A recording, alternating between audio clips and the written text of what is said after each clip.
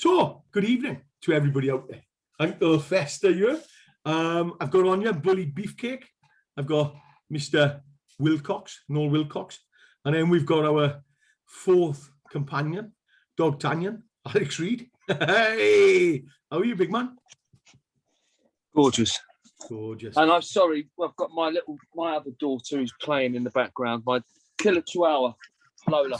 Hey, that's all right, but that's all right. And we're bringing on Bam Bam. How are you, Bam? I'm all right, man. How are we doing? Yeah, good, mate. Right, I'm going to show the video me and Craig done yesterday. All right, I'm just going to share it on the screen because that's the reason we're here, is because of what you went through, Bam. All right, so I'm going to share that at the moment. I'm going to play it.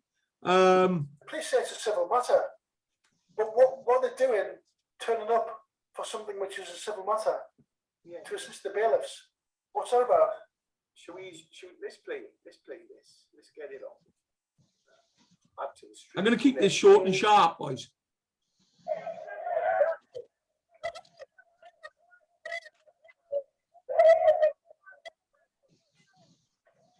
That's his mother on the floor.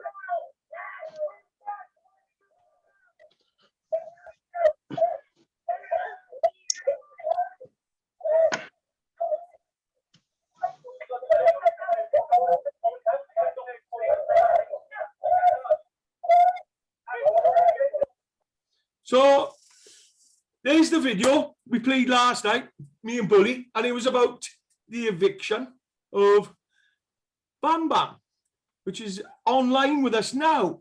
And the CMS actually made factitious allegations of arrears of 65,000, which we've got a letter for. And it's actually 69,000. 69,000. So that's where we are there. We've got the letters which we're going to show as we go through this, and now we're gonna let Bam Bam give us a rundown, because that was his mother. That was mental torture. I actually cried halfway through that. Well, we've had a big response. So Bam Bam's agreed to come on. Alex is going to play the devil's advocate, and between Bam Bam and Alex, they're going to want to say, Uncle Fester, what that video didn't show, for those who didn't see it, it was very distressing. The thing that made it was his elderly mother was held on the floor by police. What the hell is going on? That was the most disgusting, despicable act. Whatever's going on, that should not have been allowed. Anyway, sorry. No, I need to add something as well. Go on. By the way, the bailiffs, they should have been respecting the taking control of goods regulations, national standards, and taking control of goods regulations 2013, where there's vulnerable people on the property, they have to take into consideration. Disgusting. Yeah. And they should have not done that, because they should have gone back to the creditor and told them that there was a vulnerable person on the property, and the vulnerable person on the property is actually an elderly person. And the worst thing is the police are standing there and assisting the bailiff. So, you know. But the thing is, I'm sorry, Clive, I'm sorry. When we make a complaint about the CSA, CMS committing fraud, blatant fraud and misconduct, then we are told it's a civil matter. So here we have the police in and abetting an eviction. But guys, we're all running before we're walking. Let's hear from Bambi. Why are the police even there? What's going on? Well, for those who don't watching this, what's going on, Bambi? Well, it started in the morning about 8 o'clock. But a bailiff turned up and he says, "I've come for the land." I went, "What land?" And then the first bailiff was bald. I've looked at him and I thought I recognised him from something that happened that I saw on the internet on YouTube, where he was trying it on to take a house somewhere in Potter's Bar, and apparently he was really violent and aggressive. The police were called and they told him he had to go. You know, when I saw him and I told him I recognised him, he disappeared. So that bailiff just vanished. So, But I Barry, did you want have to- any inclination that you were having these bailiffs come around in the first place? Well, yeah, because it started with the CSA using a private debt collection agency that is an ABS structure. It's actually a supplier of legal services. It's also a debt collector that buys debt and sells debt, and it's a limited company. So Who were they, Bambi? sorry? Who were they? The first one was Fairfax Solicitors Limited. Yeah. When you check them out, they're on Company's House. They're basically a limited company, right? So, you know, I thought they was solicitors. I didn't understand that proper solicitors have limited liability partnership. When a solicitor goes after you, it's not the firm that you sue if they do you wrong. It'll be the actual solicitor, because they will indemnify you with their insurance, because they have insurance. They have to be insured to practice. And I mean, you know, you don't know all this until you start researching on that. And Can we just go back a bit? Sorry to interrupt, because for those watching this, well, why are the CSA after you? What's going on? What's the background? CSA, that's so doing children, paying children, mothers, and what's all that about? Why are they after you now? What's going on with your family situation? One, I split up with someone years ago, right? And she wanted me to move up north, and I wouldn't go, right? And she wanted me to move up there. You know, I wouldn't do it. I says, "There's no work up there. I want to stay in London." So she met someone else. At the same time, she was trying to coerce me to go up there. How old's your child? He was born 21st of 95. Right. December. So if you're a young man now. Yeah. He's a young man. He's got children of his own. He's got a boy of his own, you know, a boy and two girls, I think, two other children. No, there's three children involved. One's his. He's married. But he doesn't want to know me because he thinks I abandoned him. He doesn't know the ins and outs of the relationship, what happened, because I actually took his mother to court to try and get parental responsibility and try and get. I wanted to take him and bring him up myself, but she wouldn't have it. She fought me all the way, and she also instigated situations. A situation where it looked where she got an injunction against me from one threatening phone call because I had a go at her. If anything to him, basically, you know, I threatened her and her family, basically. You know? Do you think do you think that previous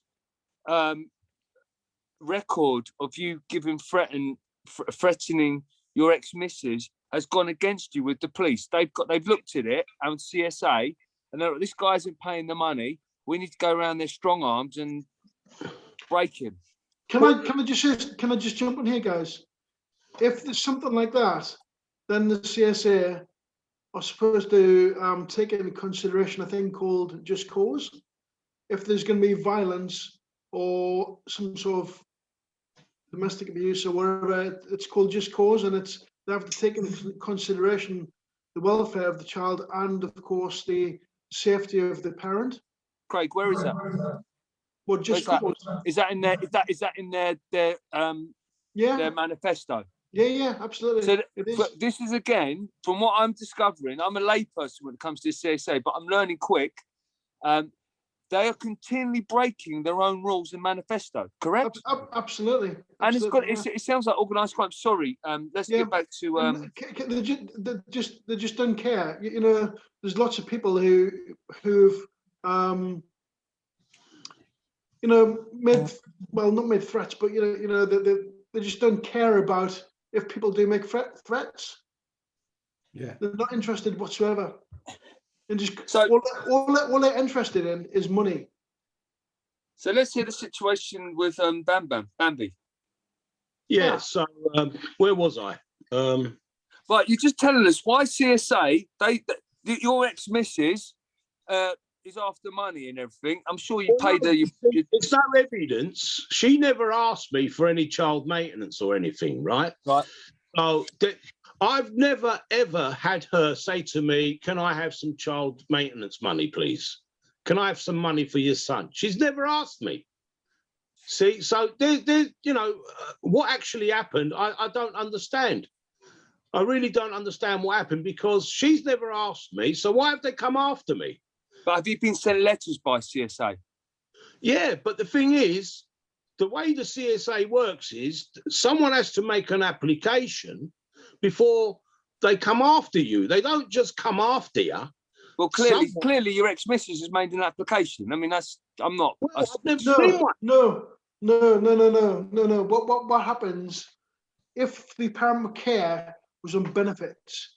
This comes into Section 6 of the Child Support Act. So the CSA actually get involved. If she's on benefits, then they will say they kind of get. Well, how can I put this? They will interfere with a private relationship, with a private arrangement. They have power to do that. Eh? They don't have to ask permission. Well, if she's on benefits, then this comes into Section 6 of the Child Support Act, and right. Basically what they do is they force the parent care into an agreement with them. Otherwise, they won't pay the care. Sorry. Otherwise, they threaten the parent with care. Their benefits will stop unless they make an application to. That's right. To collect and pay, I believe, what it's called. No, CSA. This is collect and pay is a modern thing, but back in the day, Section 6 was they would threaten the parent care. A woman with a single mother with children, they would threaten them to stop their benefits if they. Because this happened to you, didn't it? I'm sure this happened to you. Yes, it did. So in Bambi's case, so basically you got, how much money are they trying to claim off you? It started off with 50. It was a certain amount every week, right? They started writing to me in 2002. They also started harassing my boss where I work. They also started harassing me as well, phoning us up regular, right? And he just had enough. He goes, I can't be doing with this. You know what I mean? So a few times, it was just, you can't run a business like that because every time, it's one of them workshops where you can't be on the phone all the time. Are you with me? Because you got work to do. And they were constantly phoning us up, writing letters, this and that. In the end, they wrote to him and he gave the details to the accountant to deal with. And the accountant wrote back to them and told them that he can't do anything because I'm on the threshold, whatever that means, right? So I was part-time as well because I was just too much for me. I couldn't work properly anymore. I also noticed them following me about as well. Because of the stress of CSA? Yeah, it's the stress. I couldn't carry on. One day I come out, I started banging and smashing something up. And he goes, what's the matter? What's wrong with you? I went, it's them. They won't leave me alone because they phoned me again. They kept on ringing me up and harassing me on the phone. And another Bambi, time... you were providing something for your child, were you? No, because I spent thousands of pounds at the beginning taking her to court just so that I can get parental responsibility. Yeah, I know that. So because I wanted him to come and live with me. And, I couldn't afford it anymore because I ran out of money. I ended up in a county court up north, somewhere in Northampton, around that area. Was it Northampton? No, it's up in Luton. So I was having to go there a couple of times to deal with this. The judge said to me, based on what the CAFCAS was saying, because they was involved as well, that I'm not going to let you see this child until he's 16. He can make his own mind up. So I wasn't even allowed to see the child. So you can't see this kid because of this thing the CAFCAS was saying, and because of the fact that she got an injunction against me for that phone call. One phone call. I didn't do anything to anyone. Yeah. Right. So, I've had all these those problems to deal with, right? So, plus I got injured in 2001. I ended up with something like 16 stitches to the back of my head. What's that for? What happened?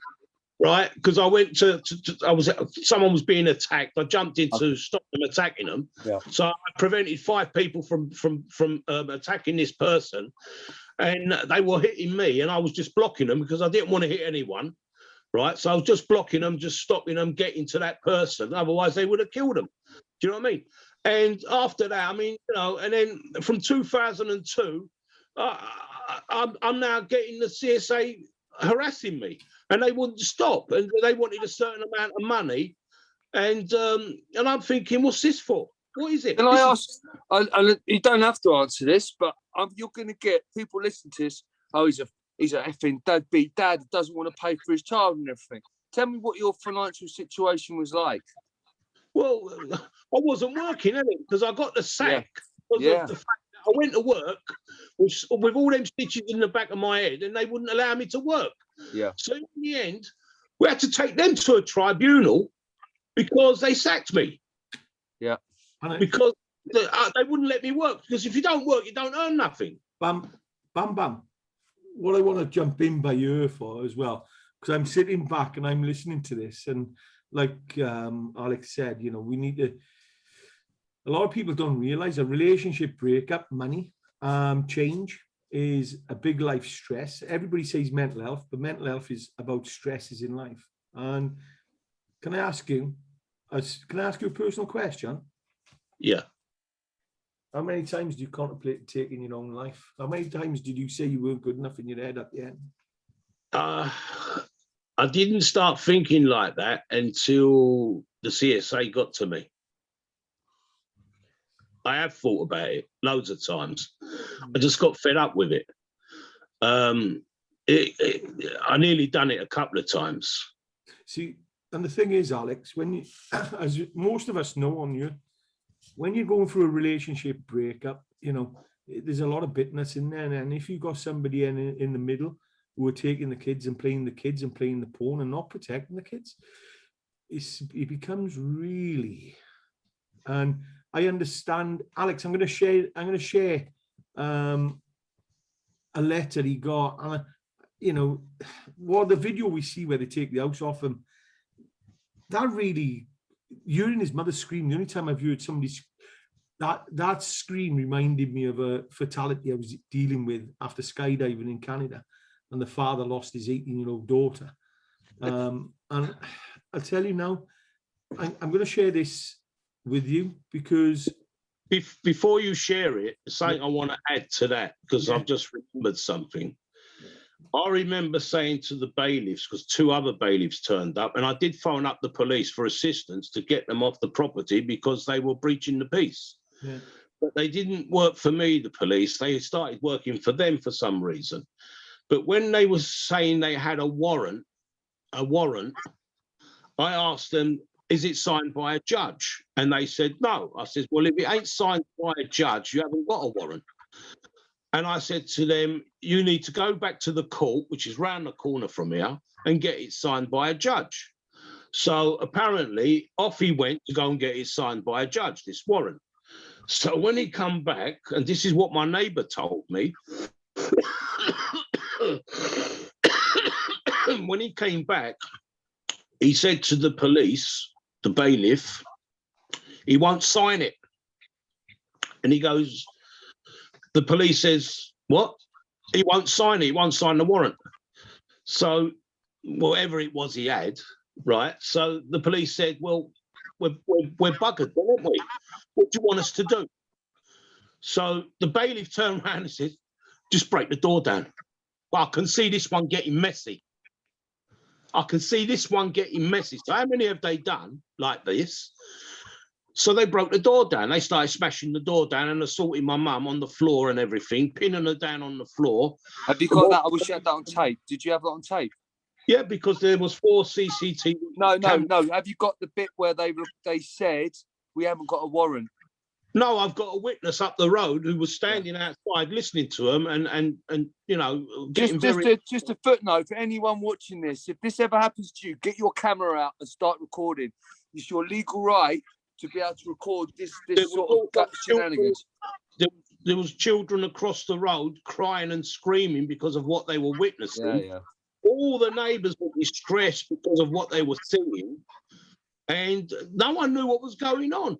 And you know, there was a helicopter up in the air. The entire road was full up with police vehicles.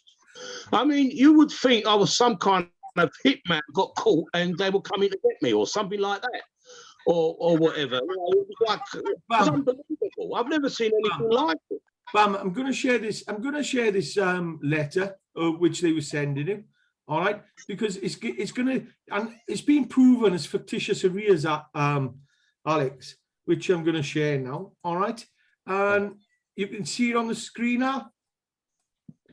So what they've said is, it's a bit small for me to read, but can you paraphrase what's I'm going to read it quickly. Dear Mr. Chambers, that's Bam Bam's last name. Important information about your child maintenance payments. We are writing to confirm that the child maintenance arrears you owe from the previous child maintenance scheme are now managed by the child maintenance services.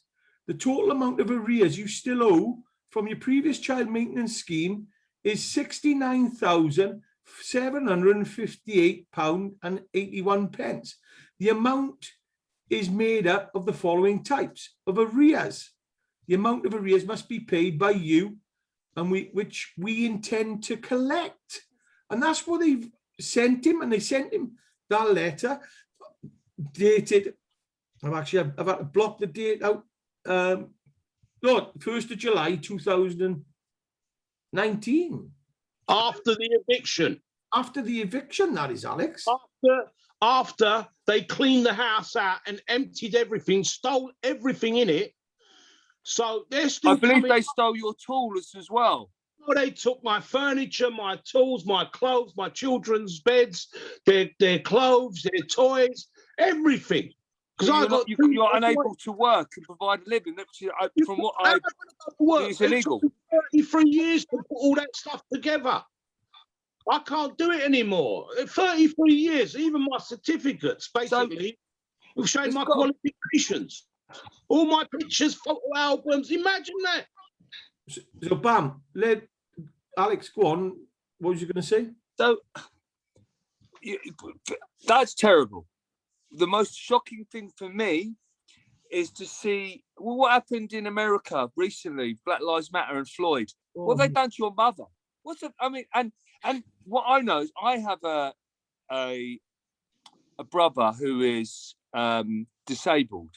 And so he has certain dispositions because of his situation. So if the police were to come in, that they can't. I know for a fact they can't come in and do certain things and remove him from his house. You know, because obviously if he's a threat to national security, but for something like that, I know there's laws to protect vulnerable people. I know because of my brother. So your mother is vulnerable. I'm not even going into your situation. I'm going in purely from your mother. Yeah. I mean, your situation is horrendous as well, and it's absolutely disgusting, which we will get to. But to see your mother screaming at that age, that's horrendous. And the police they need to be accountable and held up, because this can't go on. This is injustice. This is organised crime, and this is absolute. I am getting furious at it. Sorry, I'm not sorry. I'm effing angry. That's the thing. Oh no. The government know this is happening. Sorry, Noel. Yeah, I was just going to say, and I've been actually very quiet, and I've been absorbing everything that's been said here like a sponge. And there's just a couple of points that I want to make. Exactly with what Bambos said, and this is a regular thing that goes on. Warrants. Yeah, all this thing warrants. Yeah, they turn up with warrants. Marston's, a bailiff company, used to turn up at people's houses and leave letters saying that they had a live warrant. All of this. Maybe I'm not a police officer. I don't claim to be, but I'm a little bit confused as to why they've turned up at Bambos's house with a warrant that a judge isn't going to sign, because a warrant to me is a warrant of arrest. So straight from what Bambos is telling me, they have the incorrect paperwork anyway. That paperwork is fabricated paperwork, because surely if they're taking a house, a judge has to sign it to say that that property now is going to be repossessed. A repossession order is completely different to a warrant. Yeah. Is that correct, Bambos? Is that what it did? Was it a repossession order or was it a warrant? Well, there's no mortgage on the property because my brother owns it. What? Whoa. So your brother owned the property? Yeah, there's no mortgage on the property. So There was no mortgage on it, so no bank owned it. You can't. It's not even your property, is that right? It was no. It's been brothers. So how can they take a property that your mother lives in, which isn't even yours? Well, They can't, can they? no, they can't. Yeah. But No, they have, and they've stolen your tools. They've stolen your possessions. They've caused the most horrendous stress. And is there any accountability? Is there any sorry? Is there any no, you see, compensation?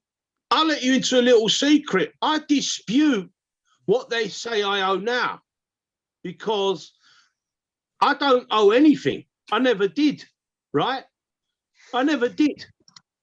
Because what's happening here is they had to write something down to because if you don't owe anything, then they're completely liable, right? So they need to pretend that he owes this money so that they could. They've mucked up and they're trying to get out of jail. Yeah. They owe you money, mate. They owe your mum and you compensation of damages because they've caused you and your mother a psychiatric injury. This needs to be They've taken caused you further. severe It's distress. disgusting. So My brother was here outside and he was shouting at them and telling them, he doesn't own the property, I do. What are you doing? Right? He was outside. My sister was outside. Right? My mum was outside. See, look, let's just get something straight. My mum doesn't live with me, right? She lives somewhere else, and she came here because she knew that I was going to have some trouble, because I told her, I think I'm going to have some trouble, Mum. And my brother turned up with my sister, right? So it was the only people that lived here was me and my two boys, right? And they were 6 years old at the time, right? So, but they had gone off with his mum, because I had another relationship. I got on with my life, or tried to. Do you know what I mean? But you know what? Once the CSA start on you, and once you split up, I tell you this: when you split up with somebody, right, and there's a child involved, you're never the same, because it does hurt. It's very painful, and your next relationship might suffer because of that experience that you've had. Unfortunately, right? yeah. You know what I mean? And it ain't going to be easy next time round either. And I had problems because of that. The mental stress and torture. It's like you've lost somebody forever, and that's what's happened. It's like my son. But you can't grieve. It's the weirdest thing. You can't grieve because it's still alive. What people harassing you? You're trying to sort your life out. Okay, this is a question. To manage you, and milk you.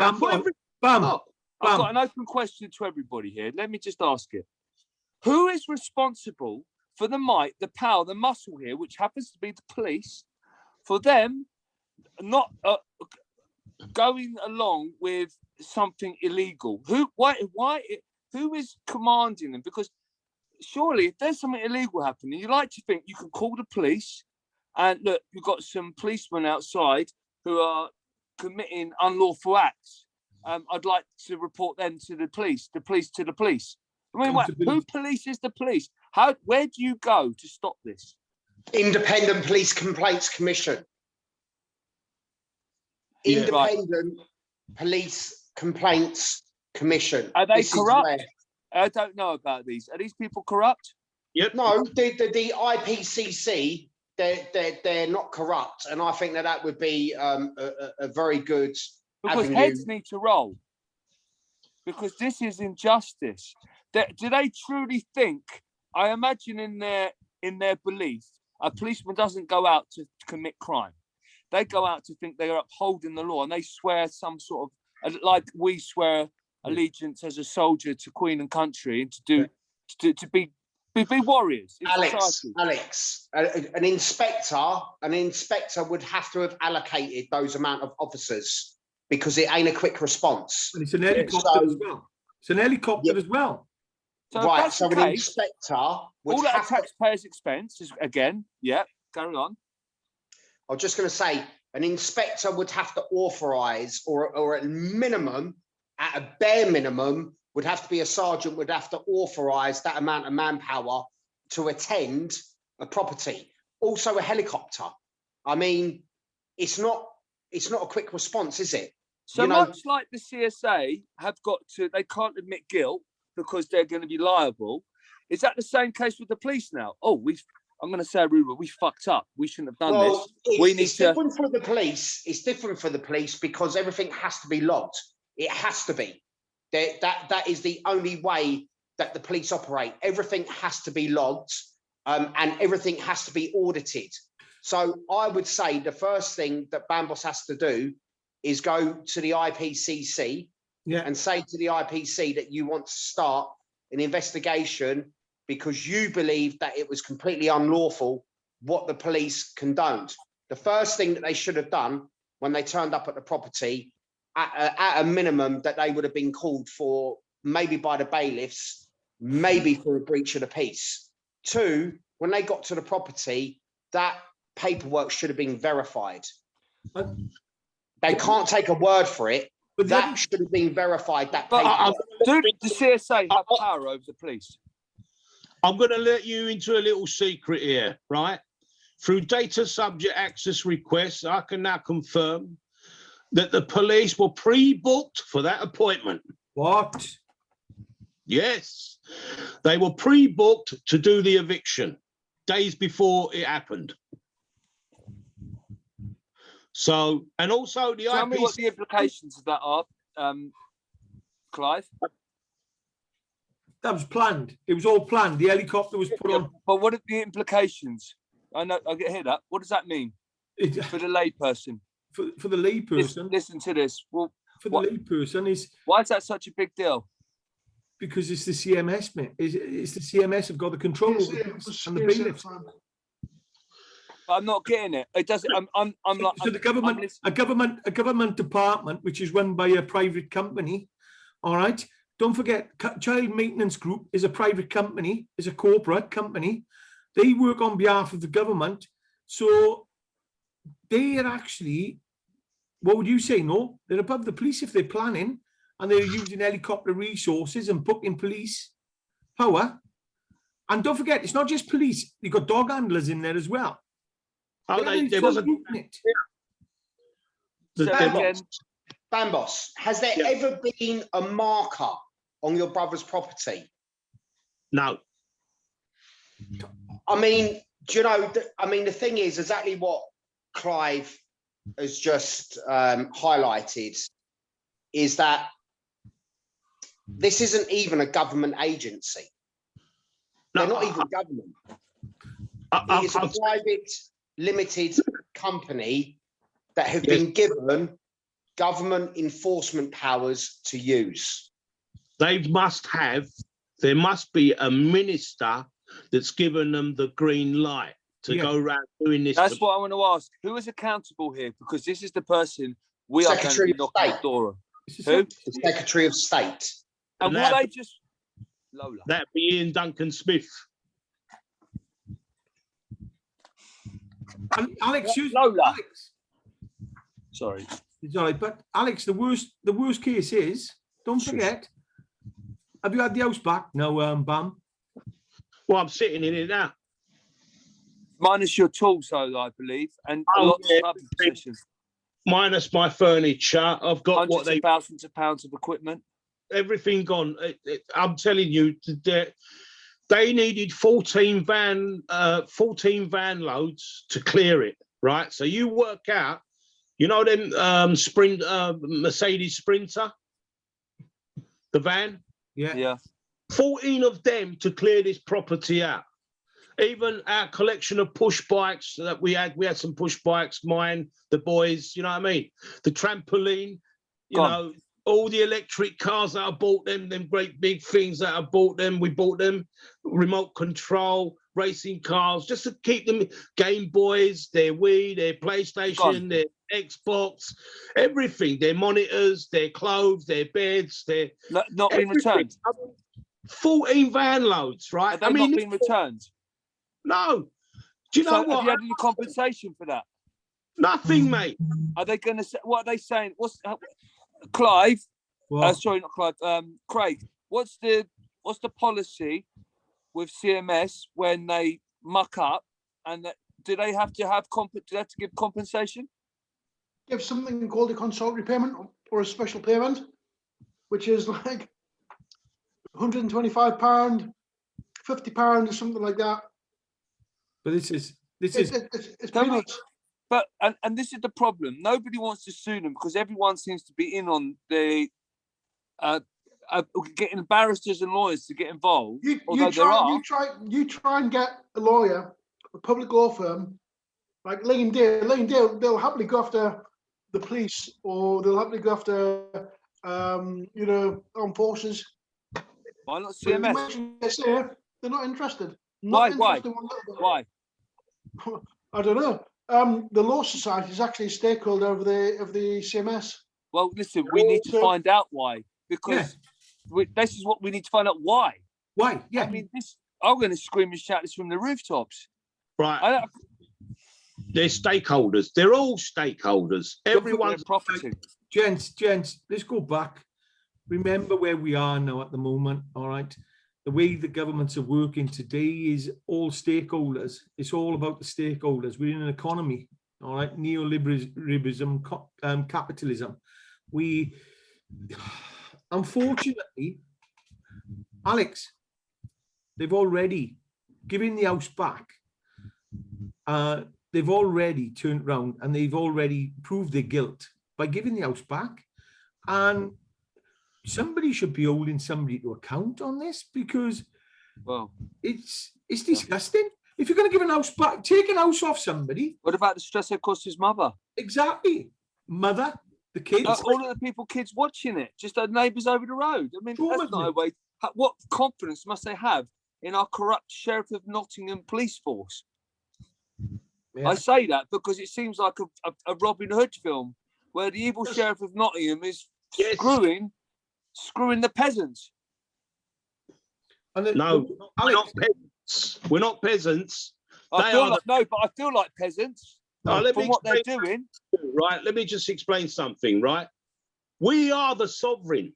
We are sovereign because without us, they can't even go, they wouldn't have been able to go to Iraq and blow them up over there because they needed us to allow it to happen. And the way they do it is they fool us in believing that Saddam Hussein had weapons of mass destruction when he did have them. Bam. That was Blair. Let's not go there. Bam. Let's not go there. Shall we just?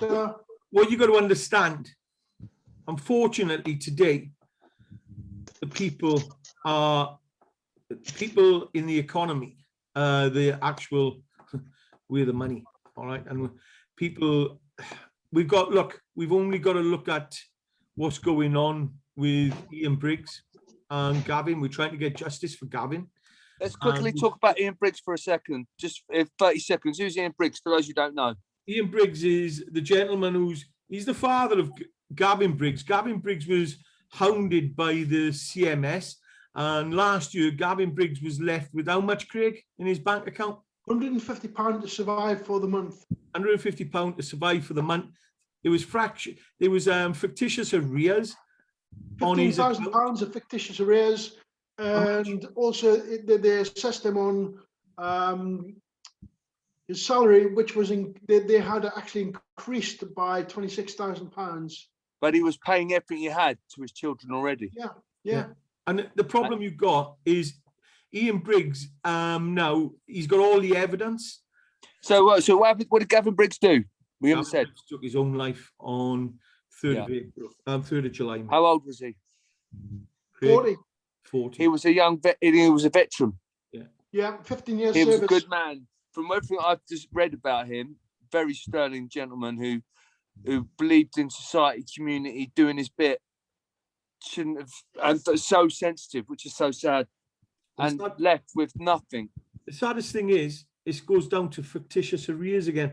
Yeah. And I've got a letter in front of me by you now, which is Barbos's, and Ian's got all this type of information. We talk to Ian quite regularly, but what you're looking at now is this is what they sent 3 months after they sent the one about 69,000, and what he says is, right. Thank you for requesting a statement of your child maintenance account. I have looked carefully at the case and now can give you a breakdown. Total amount due, 346. Total amount in regular maintenance, 71,000. Increase. And then what they're saying is the total balance now is, don't forget, they've just given his house back.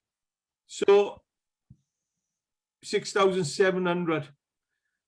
And that's what they made out to be. And they actually turned around and they're admitting, they've recalculated and they've admitted the fictitious arrears. And that's what the letter shows. And Ian Briggs has got exactly the same, and he can't get justice. He can't even get solicitors to take it to court and fight his case. CMS have shut all the channels down on him. And exactly the same as Barbos. And he's mentally drained as well, and because that's what they do with it. But this is why we've come together to support Bambos and Ian against this tyranny, because for evil to exist, good men do nothing. And even though we were sometimes, I'm sure, I don't know about you, but sometimes we feel like we're up against an insurmountable odds. We have to do something. We can't be. This is horrendous. This is injustice at the highest level. That's why we're doing what we're doing. Alex. Unaccountable government. The government is unaccountable. There's so much lack of transparency, and there is just so much corruption going on with this government. So, Alex, wait there, Craig. Alex, we've got situations which we've brought the colonel on, the wing commander, Graham House, all right, who's fighting for actual women, for sexual harassment, rape and stuff like that within the army. He's raising the profile of that because he's not getting anywhere with them. And we've done a talk with him a couple of weeks ago, and he actually had an individual. He had to stop a mission, all right, where he was supporting ground troops on a sensitive mission, and he had to stop it because one of his navigators was suffering CSA. We have people who are serving in the military at this moment in time who are contemplating. They're more frightened of the government, and they contemplated. More frightened of CMS than the Taliban. It's a threat to national security. It is, without a doubt. And not just that. When you've got the statistics I've read, I thought it was around 1,000 suicides a year.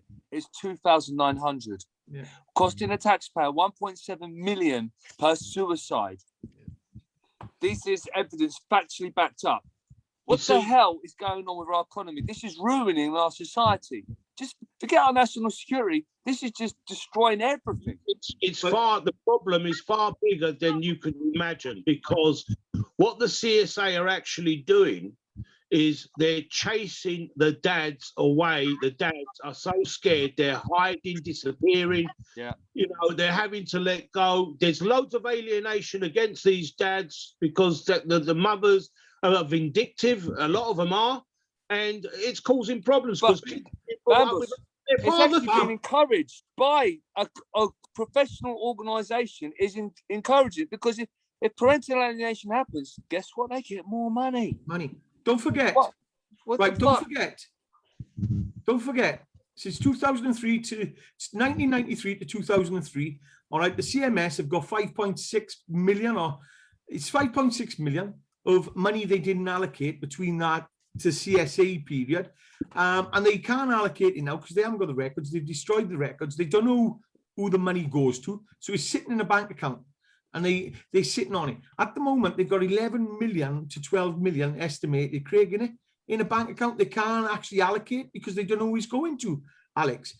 The other thing is Going to their bank accounts for sure. exactly. The other thing is people have been caught in the CMS who work for the CMS doing fraudulent activities, putting money into their bank accounts. But now, Craig highlighted to the Ministry of Defence problem within the actual armed forces. And this is the response he got. I'm going to share it now because he just had a response. Who from? From the Ministry of Defence. Who's the guy? Some bigwig. No, I'll tell you who it is now. It's the Defence People Secretary. Okay. All right. And what he's wrote is, dear Mr. Bullman, thank you for your email on the 19th of February 2021 to the Secretary of State of Defence, Right Honourable Ben Wallace, and the Office of Johnny Mercer, MP, Ministry of Defence of People and Veterans. Regarding the Child Support Agency or the Child Maintenance Services, as you will appreciate, the Ministers receive many letters and emails they're unable to answer them all personally. Therefore, the email has been passed to the Defence People Secretary and the Ministry of Defence, and I have been asked to reply. Firstly, I would like to address your concerns about mental health in the armed forces. I can assure you that mental health is a priority defence. For example, last year, and then they go down into statistics. And what they virtually ended up saying is they haven't got a problem.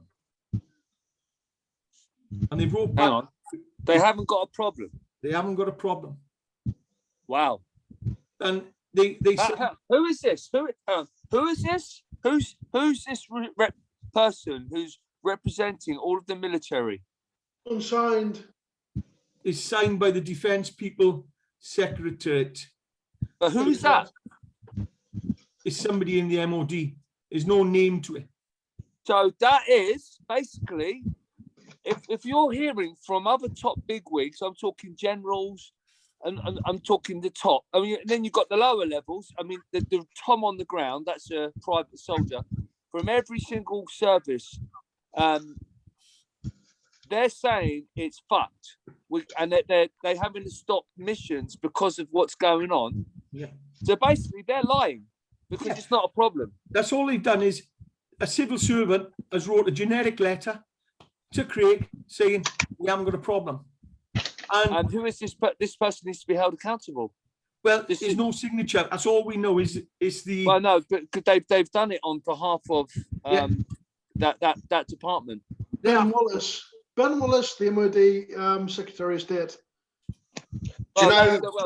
Ben Wallace should know better. He's a veteran himself, and he's accountable. Yeah, he is. Guys, he is. I've got to ask: is he on the take? I heard this stuff about Serco, and I'm not going to go into it in massive detail, but I heard these different theories, and I've seen the evidence as well, backed up. I'm like, wow, it seems like a proper money-making enterprise, but at some point, the house of cards is going to come crashing down, and it's look what happened in Denmark. No, and Holland. Holland. The whole government resigned because of the fraudulent activity which was going on because of CMS, their version of CMS. It wasn't CMS. It was their child benefit system. It's very similar to what's going on here. But the thing is, what we have going on here is a far bigger scandal than what they have in Holland. So where we are now is we've got a government. An accountable government. We've got an accountable government. We've got a government who's not accountable. We've got a government who are frightened of a department called CMS, who are run by a private organisation. Why are they frightened? Because they're getting paid? Because the Child Maintenance Group made a £40 million profit last year for the government. They are debt collectors. That's all. However, sorry, Bambi. The sheriff they collected £40 million, but over 1,000 suicides at 1.7 million per suicide. That's 1.7 million per suicide. Have they really made a profit? No, they haven't. No. They've cost the taxpayer almost £2 billion. That's ridiculous. That is just the tip of the iceberg. Go on, Noel. Can I? Sorry? Yeah, I just want to bring. I just got a couple of questions that I want to give to Bambos here. Bambos, you said that you know that they're debt collectors, the child maintenance service, and nobody would disagree with what you're saying there. But what is your outlook on this, considering that the National Audit Office, which we all forget about, closed down the Child Support Agency in 2012 and reopened the Child Maintenance Service? And my spin on National this. Audit Office now. What's the National Audit Office for the layperson? So the National Audit Office, it's their job. It's like the National Crime Agency. You know, they are a national organisation, and they look into anything to do with taxpayers' money or anything like that. They audit the chain. They audit. The reason why I ask this question is because it seems like anyone listening to this, any government organisation, who's got trust for the government these days? There's so much corruption. So are these good guys, bad guys? Are Good they guys? Good Good guys. guys. Basically, it's a value for money, value for taxpayers' money. okay? They've We don't have any value for money here. They've been excluded. They've been excluded from all of the recent government contracts that have been given out to everybody's mate. But we don't want to kind of go down that road. I want to stick to Bambos's story, and I just want to ask Bambos, like I say, just a couple of questions. Based on what his outlook is, and a very brief explanation of where these fictitious arrears came from, what he did to challenge them, and what that kind of step was. And the reason why I'm going to ask that is because the letter that just got dragged up a minute ago, where they said that, how much was it, Bambos, that you owe now? 6,000, was it? 900? 6,700 or something. They've been taking £8. Right. Well, I can actually prove that the whole thing is a scam, because the letter that you were sent was signed by Barry Lamming.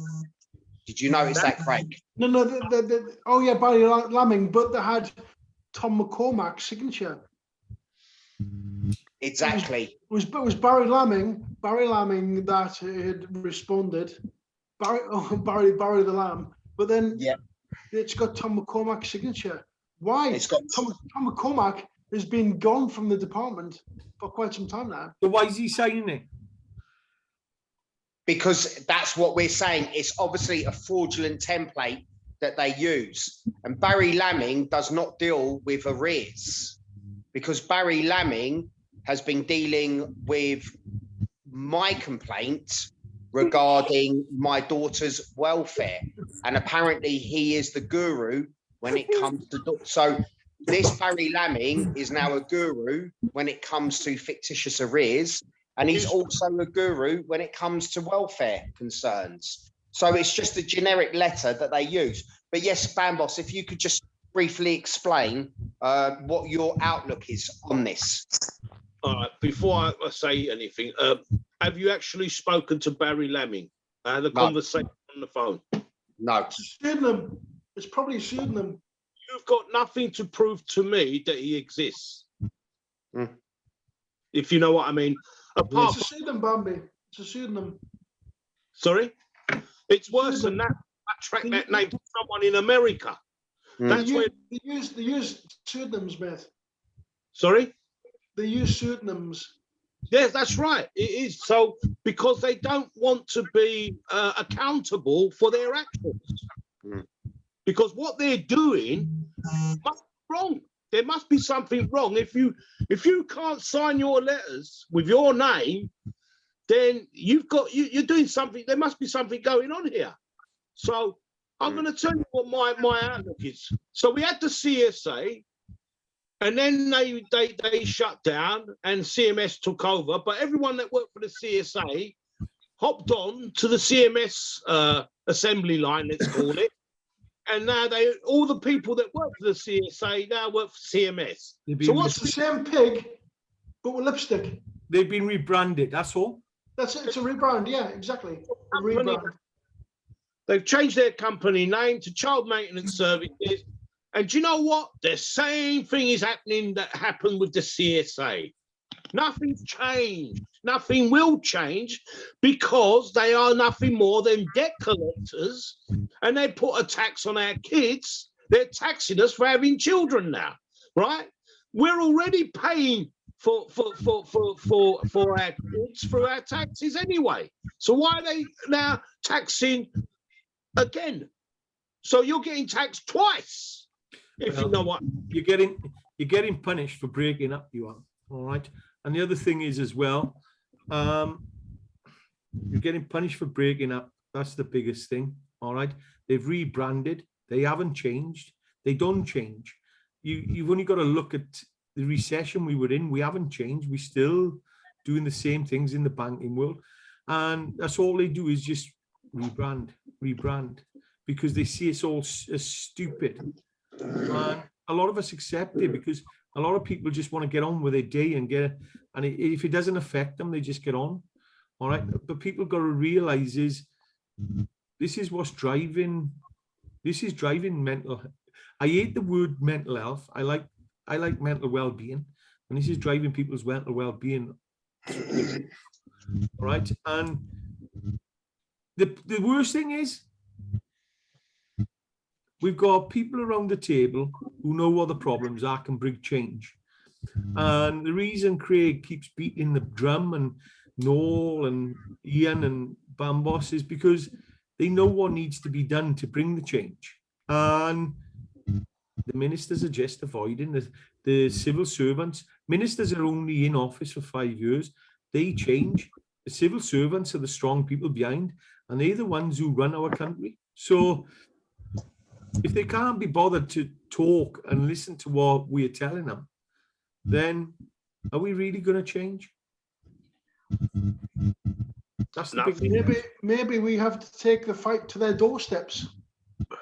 You can't anymore, Craig. What did I tell you the other day about the policing policy? I'm telling you now, mate. They brought it in for a reason. And of course, but they're breaking the law. The what policy? There's a policy being brought in for sentencing and policing. On the weekend, Bristol, I didn't know if you've seen the riots on the weekend, last weekend, in Bristol, Alex, where they tried to set a police van and a police car on fire, and the students. And what it was all about was the government has just brought a policy in where if you were deemed, they'd actually trying to stop protesting, and if you were deemed as a protester and you have put a protest together, you can get fined. Not fined, you can get jailed up to 10 years.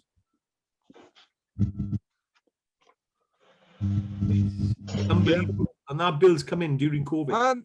It's not a racist bone in my body, but the Black Lives Matter situation, this sort of thing. If that was to go on now, then they could all be fined and put in prison. Yeah, I don't buy that. I'll tell you why. Because when I'm not pro aggressive protests. I'm all about peaceful protests. But it seems like if you kick up a fuss and there's enough of you, it seems like that they don't seem to do anything against that. Look at the almost military precision of the Black Lives Matter campaign that went on. There was some serious stuff going on there. And what happened to those guys? Why is it because there was too many of them? Does might make right in this scenario? The good thing was with Black Lives Matter, they were persistent and consistent, and they were out every day, and they were there and they were fighting. But what happens is we've got UK Alliance and we've got freedom, and people are rising up now about the restrictions in COVID. But the government are bringing in laws to stop that. Government are bringing in laws to stop you. They're virtually taking people's freedoms away from making the actual government accountable. The ironic thing is with all of this, they've been doing this for years. And when you start talking about rights, in particular, we will say fathers, and we can talk about sexism, we can, talk about all of these sorts of things. I personally, from my own personal belief, I believe that we're locked in this scam. And I'm sure that Bambos will agree with me that we're all locked in this scam that's going on at the moment. Women have deliberately been given all of this power because, you know, through statistics, men earn more money than what women do. You know, construction, things like that tends to be manual labor jobs that men do. Yeah. So they tend to earn more money than what women do. I personally think that everything's just been business modelled. The family courts is Her Majesty's Court Services. This is a profit-making organisation. We have the Child Maintenance Service, which is another profit-making organisation. Just remember one thing, no? The government is elected to protect the vulnerable, CMS was put in place to protect our children. All right. Just because a man and woman separate. Now, like I said, it's the biggest stress in life. We've all gone through separation. We've all gone through money problems. We've all gone from change, and it's affected every one of us. And I can guarantee you now, every one of you thought about suicide at one point or another when you've gone through a relationship breakup. So to have a government department to start manipulating and making money from the vulnerable. Who's made money during this COVID? You know, come on. They're making money from people when they're at a vulnerable state.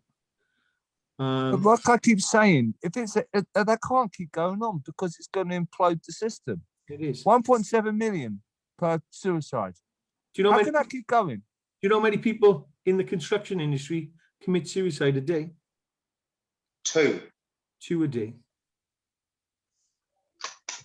Alex, we're only scratching the surface, and the government say we haven't got problems, you know.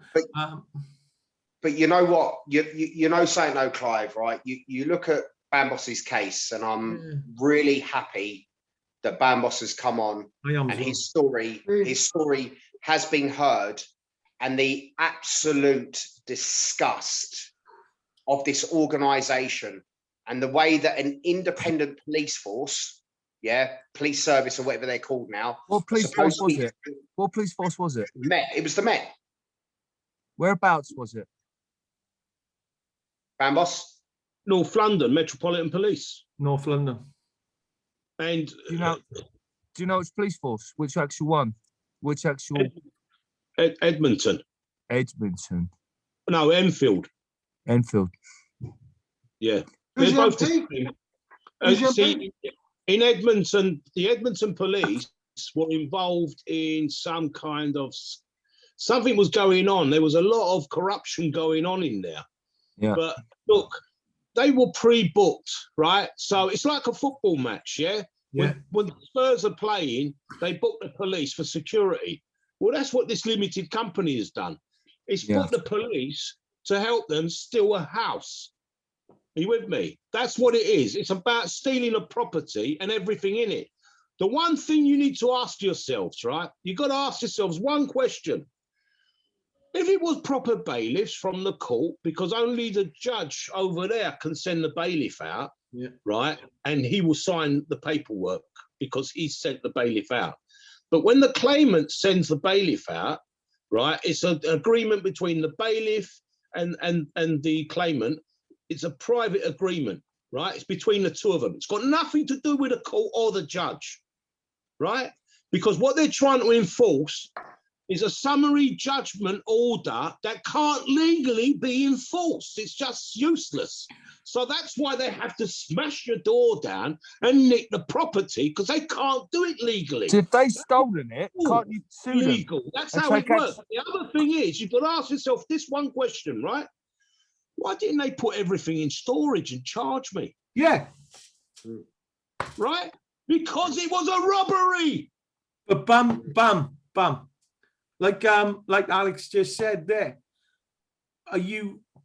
well, to take a civil case, Alex, it's going to cost a lot of money. You think you're going to... What about if he does it himself? Listen, I mean, I know I've spent everything I have on more than 50 court hearings in the last 10 years. I understand what legal, but I have a bit of experience. I would go myself. I'd get a Mackenzie friend, I'd get the right advice, and I'd go and give it my best shot. What have I got to lose? This is disgusting. It is. The way to look at it.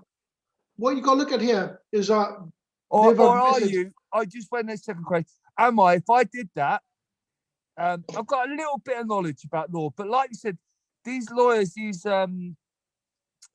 barristers, they have a much higher vocabulary. They're more intellectual when it comes to law. I wouldn't say they're more intellectual when it comes to wisdom, but in terms of knowing how to con people, and I say con because they can use the law to make something legal, which is morally disgusting. Am I a pea shooter up against Abraham's modern tank when I go to fight these? If I was Bambos, It's like David and Goliath, isn't it? well, David won. Yeah. Well, With we the will. right We shot. will. We will win. We will win. We will win them. We will So it beat. is David and Goliath, though. That's exactly what it is, and we are going to win. We're going to beat these people. We have no choice. I mean, listen, if I'm in Bambo's position, I would go and I would find out. I'd wise up a little bit as much as I can, and I have limited. I wouldn't call myself an academic, but I would find the right people to teach me what to say, how to help me, and well, we're here now, you know, It's and take simple. these fuckers on. It's very simple. You do a Part 8 claim and you go into Chancery. That's all you Explain got that to to do. me. Explain that to the layperson. What does that mean? Okay, you fill out a form, a court form, which is a Yeah. Part 8 claim. That's what you do. You write down what happened and what they've taken. You have an inventory of everything. You have proof you had these things. You show proof that they was here. You also you basically just you make an application. You pay the fee. Yeah. You could be exempt if you're unemployed or whatever. Got you. And Got you you. just go into court, right? They send you, they take the forms in, and you create your own bundle, Got you. and right. basically, Got you. it's But all right. that simple. What's It's that yeah, simple. but it's not that simple because they're gonna come back. What are they gonna come back with? No. You You can't come back with anything. Well, they can't ban me because you know if you can't put your skeleton argument together properly, you know, if you're a litigant person, I've tried, you get shot down. Yeah, but you've got to go in there with legal representation. You But need. we can't get the legal representation. No, you can't. They won't take them on. And that's the problem. No So, one will take them. I know. This is why we do it ourselves. Or are we pissing in Yes. the wind? Can I just say something? A barrister can tie the hands of a judge. He can tie the judge's hands, and he will not let him get off. Right? He can only come back with one judgment, and that should be in your favour. That's what a barrister can do for you. But when you go in there on your own, the layman, right? It's a different scenario because the judge won't have it. So You need to reinforce it with a barrister. my You do question, need a professional. my question, I've got, Bam, what are you doing now to actually, are you doing anything now against the government for what they've done to you and all the pain and all the pressure? Well, they've disabled me, you could say. They've disabled me by causing me all this. I mean, I've got illnesses, panic attacks, anxiety attacks, stress. I can't sleep properly. I don't eat properly. I don't live properly. I'm not normal, you could say. So- I'm ill. Yeah, Bam. All right. So, Alex, there's the answer for you, Alex. Don't forget, your mental illness is your mental well-being because you've been through the battle. That mind there, they've already damaged you, mate, because the thoughts now of going through it again. What's the thoughts of going through this shit again to try and get justice, Bam? Well, I don't know what you mean by that. What I'm But- saying to you is the thoughts of actually taking the government on now to get justice for what they've done to you. And But then to come and say sorry, to give you a large check, to give you your tools back, to say, look, all right, we fucked up. Even if they give you millions, they're not going to fix you. no. You're No, never they're going to be fixed. No, they're not. That's- And do you know what? The government is actually legally bound, constitutionally bound, to put you in a position where you had the wrongdoing have happened. And but these people are not doing anything about it. That's the problem you've got, Alex, is they destroyed people. So the fight has gone out of them. And if you look at Ian actually sometimes loses the fight and then he gets back on it, but he struggles. Well, I know that. I've been there myself. Yeah, and you have been there, and I tell you what, I take my hat off to you because you keep going and you keep going. But Paratrooper, mate, that's where it is. Paratrooper. Oh, I knew he would have that in. I knew he was going to get that one in. Like, come on. But, you know, you've got to have strong people around you as well, Alex. And a lot of times, Bam, who have you got around you now, but I've got all you guys there, which helps. It does help. Yeah. Today, I was nodding off again. I go out, I do try to do something. I just can't do it. I'm not capable. I can't produce anything. And that's right? the problem. Right? The problem. We've got to leave the building. Do you want me to turn that off? I might have a little emergency. Bear with me. I'm going to mute myself for a second. Okay. And we'll finish off in a minute anyway, Alex. So, and that's the biggest problem we've got, and we've seen is they're kicking the fight out of people. People don't want to. They don't want to fight anymore. They've had enough of fighting. It's the game they play. The game they play is they use behavioural science technology or technique to nudge you into the position. The nudge team. We've talked about this. It is. I knew this. I knew it before because it's psychological warfare. That's what they're doing, right? Exactly. I understand it because I went and looked at it and I realised back in 2010, Cameron got them involved. Bambi. Yeah. Do you remember how you found the nudge team? It was when we were talking about that Sue Waldron. You know, the case wanker from my experience. Yeah. I told you about Sue Waldron, and you looked at her profile, and then you looked at her connections, and it was the behavioural science. So it all came from. Hang on, Clive, this is very important, actually. Sue Waldron from Plymouth, the business unit, she was enforcement team, and she was a nasty piece of work. She's been the nightmare of many men's lives. And Bambi looked at her profile, and he found that she was involved with the nudge team. And this is what the enforcement team are. That they are involved with the nudge team. They're trained by them. But that's what they're doing. It's psychological warfare. What you got to remember, gents, this has been going on for decades. All right, there's a book there, Battle for the Mind, and it's done by Dr. William Sargent, and he talks about the battle for the mind and how they play with people's mental well-being. All right, and they take the fight out of you. So that's where we are. The only way we can just stop there for 1 second. Craig, are you telling me there's actually a nudge team which is responsible? They've actually got vested money on a battle for the mind. Yeah, basically, it's a Bambi actually found it. They're actually using psychological warfare, which is state funded. Yeah, absolutely. Well, sorry, Clive. I just Cameron. It was Cameron. It's called initially called the nudge team, and now it's the behavioural science team or something like that. Bambi found it. I understand all governments, they have their propaganda. They look what's going on. All the different wear a mask, don't wear a mask. All of the conditioning continually to make you behave. Your country needs you, Lord Kitchener.